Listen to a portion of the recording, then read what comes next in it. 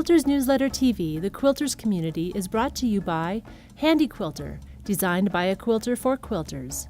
Robert Kaufman Fabrics, quality fabrics for quilting. Sulky, express yourself with Sulky and create with confidence. And The Warm Company, inspiring products for creative people. My name is Frieda Anderson and I live in Elgin, Illinois. I've been a quilt maker since I was in my teens. I've been fascinated with tree imagery all my life, and many of my quilts have trees in them. The quilt that's with me here is called Duluth Trees and was inspired by a trip up to Duluth, Minnesota. You know, up in Minnesota, it's just blue and green, so my trees and my background had to be blue and green. I have also made this quilt. This quilt is fused, but I've also made a larger version that has been pieced. I am an art quilter. Most of my quilts are made from my own original designs, and most of my work is fused with my own hand-dyed fabrics. I enjoy the designing process as much as the quilting process, and continue to make quilts hopefully until I'm a very old woman. I also use imagery that comes from my garden and my everyday life. I have many quilts that are designed from the flowers that grow in my garden. I have quilts that are made of the wildflowers that grow in the little woods. Every day I take a walk in the woods near my house with my little dog George, and much of the inspiration that I see in the woods translates into my artwork. I have jack-in-the-pulpits quilts that I have made, and I'm also using, besides cotton, I'm using a lot of silk in my work as well. All of the fabric that I use is my own hand-dyed fabrics, and the silks give just a beautiful luminosity to the pieces that I create.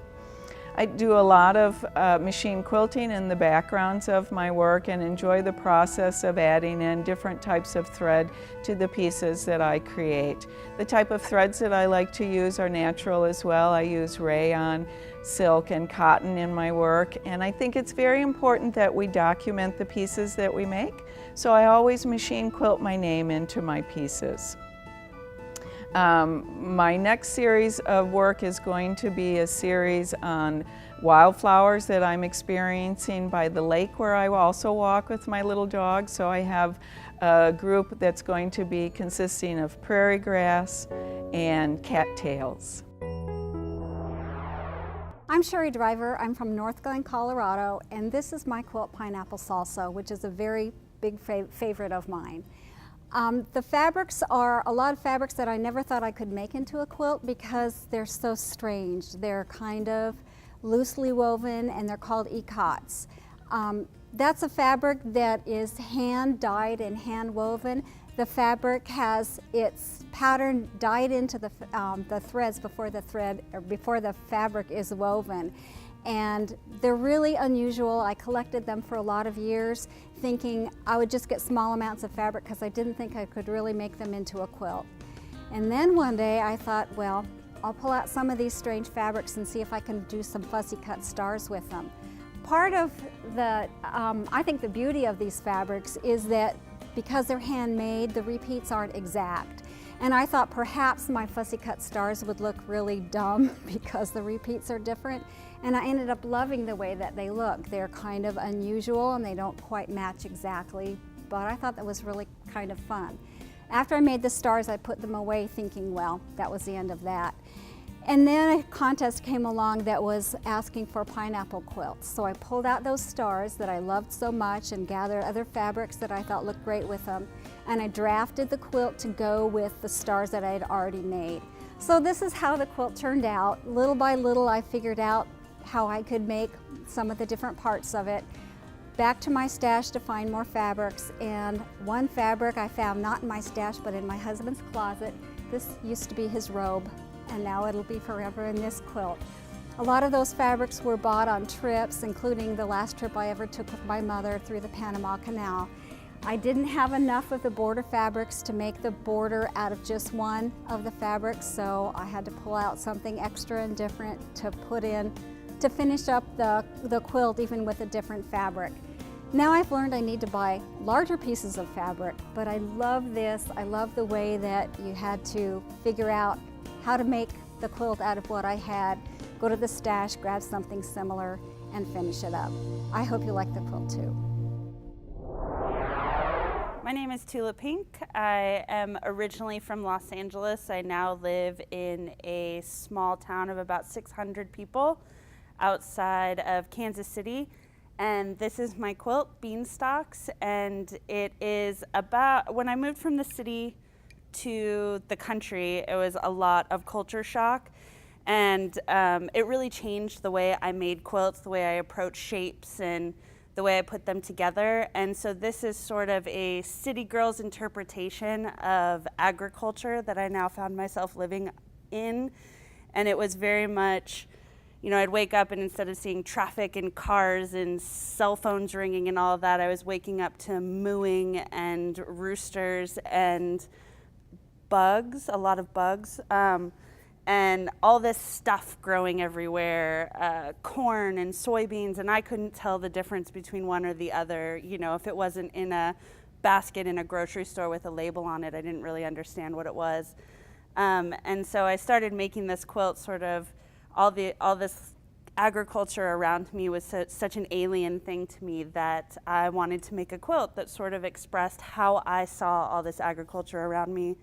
So this quilt, Beanstalks, is how I saw it. It's these big growing plants, but they're so alien and foreign to me, so I wanted to express them in that way. When you don't actually know what you're looking at, you can take a lot more liberty with shapes and not have to make all the correct parts in all the correct places. And so I wanted to put a little bit of my flavor in it. So this is a city girl's idea of what things look like when they're growing, when you don't know what growing actually is. And the fabrics in the quilt are all my own fabrics that I designed, and so working with the things that I actually make. Quilting for me is about having my hand in every single part of it. I like to make something start to finish. If I could actually make the batting myself, I would, because I'm just that into controlling every part of it. So in a lot of my quilts, including this one, I start by designing the fabrics, then I'm telling a story with that, then I'm telling a story with the block design or the quilt design itself, and then using the quilting to actually finish that story and complete and tell the entire narrative. So this is a city girl's interpretation of country life, and that's it. My name is Diana Belkite, and I'm an associate curator at the North Carolina Museum of History. The quilt I have here today was made by a woman named Patience White, who was from Alamance County in North Carolina. The quilt was made in 1907. Patience White was born a slave in Alamance County around 1830. We don't know her exact birth date. We actually don't know a lot about her. Our only sources of information are that she are from the 1880 census and also from oral tradition. This quilt came into the museum's collection in 1964 and was given by a woman named Margaret Hayseller. And the story she told when she donated this quilt to the museum was that Patience White had made this quilt as a new baby gift and had given it to her mother when she, Agnes Hayseller, was born in 1907.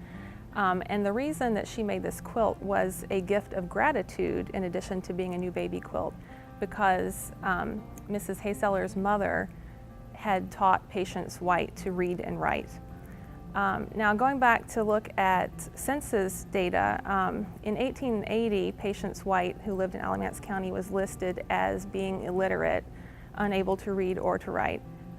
So if the family story is correct, then she would have learned and had become literate sometime between her 50th and 77th birthday, which is a real accomplishment and something for which she obviously felt great gratitude to make and give a gift like this quilt here.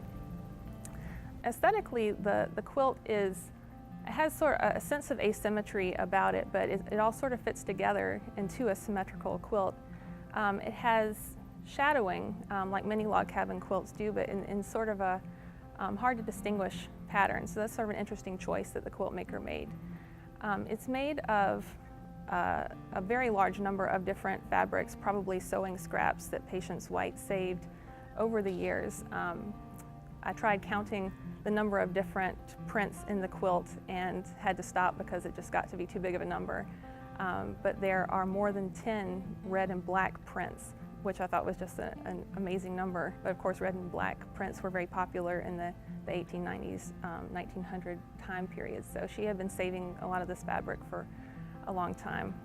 And the quilt is tacked or tied rather than being quilted. So another interesting choice on the part of the quilt maker. It's a pretty incredible piece of work, and we're glad to have it in our collection to be able to share it with people.